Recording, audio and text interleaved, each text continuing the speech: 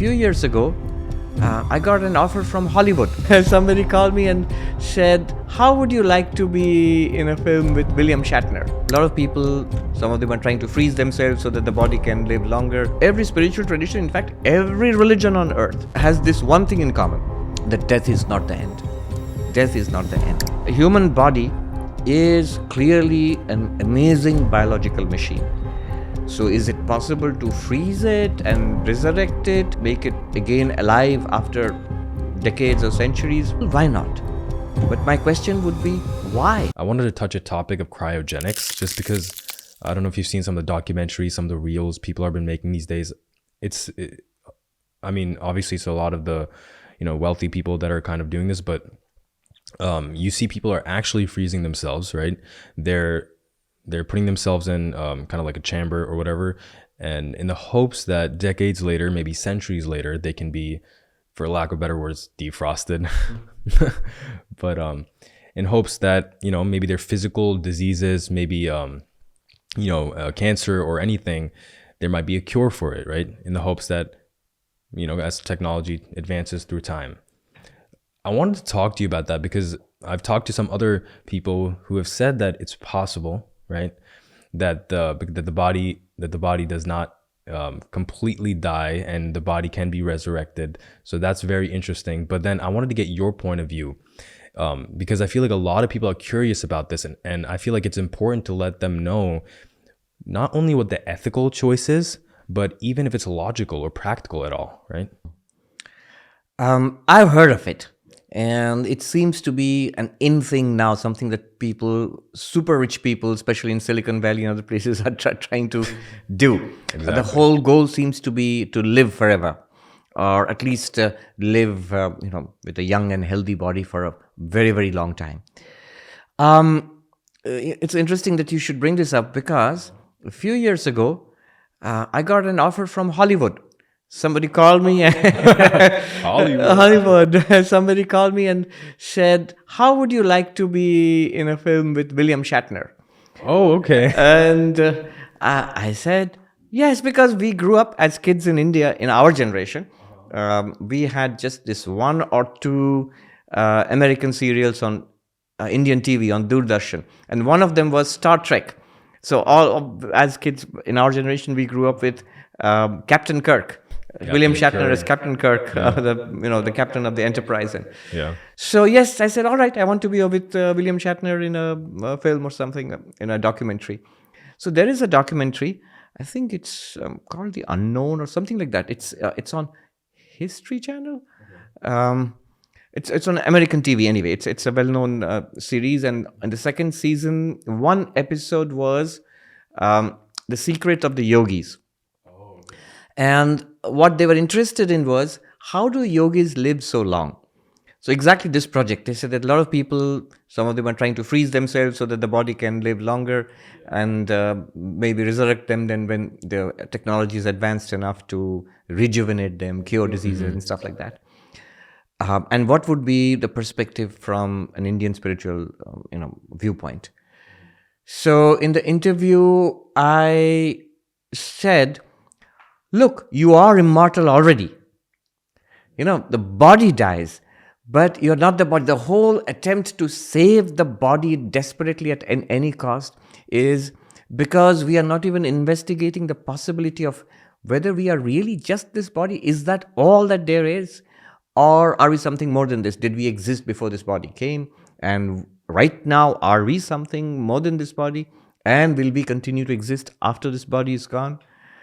And every religion, every spiritual tradition, in fact, every religion on earth has this one thing in common, that death is not the end. Death is not the end. Physical death is not the end.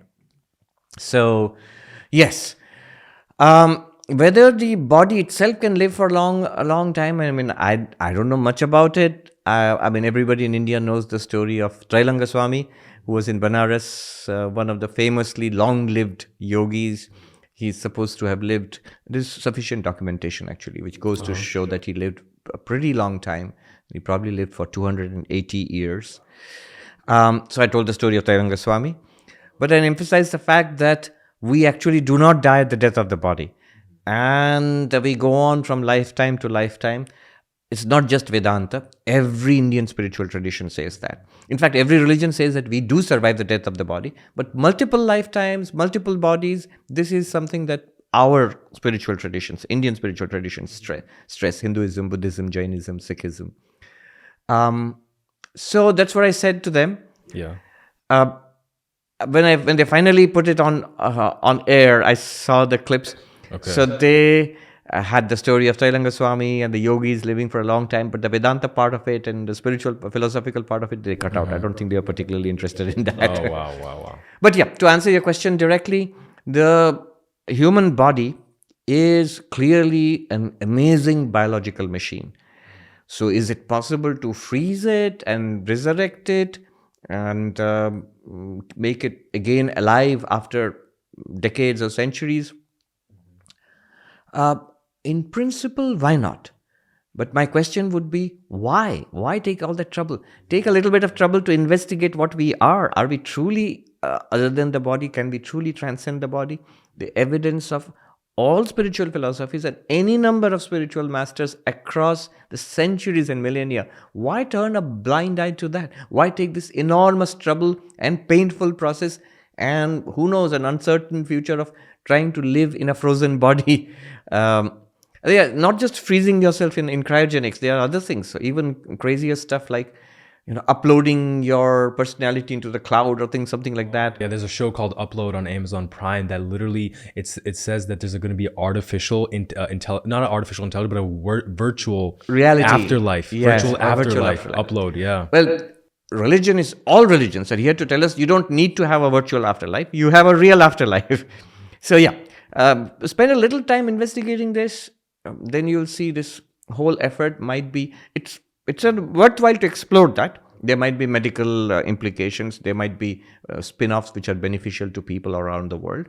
But in the long run, I think the spiritual investigation, that's the path to go. And that's something that everybody can do.